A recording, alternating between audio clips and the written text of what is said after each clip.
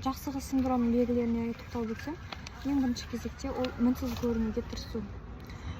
Башка адамдардын көзүнчө мен калай көрүнөм, противоположный полдун көзүнчө калай көрүнөм, мен адеми көрүнүп турмунба деген секилде мээңде ойлор көп болсо, сосын жанагы бир жерге фильтрсиз, мейкапсыз чыга алмасаң, видео фотолорду фильтрсиз сала алмасаң, экинчиден башка адамдардын көңүлүн биринчи орунга койсоң, яғни ол неме эмес энди, бирок слишком сондай адамдар болот да, башка адамдардын көңүлүн биринчи орунга коюп, өзүн унутуп кетет. Яғни башка адамдарга отказ берсем, жок деп айтсам, олар мени унатпай калат, оларга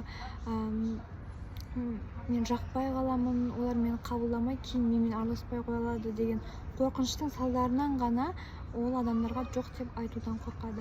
Және үчүнчүден өзүн сенімсіз ұстау, яғни бастықтар болсын, болмаса өзінен күшті, өзінен мың есе әдемі, өзінен мың есе ақылды адамдар болады. Сол адамдардың жанында ол өз-өзін кішкентай, өз-өзін дым білмейтін, яғни іштей өз-өзін сынап, сол уақытта өз-өзін жек көріп тұру.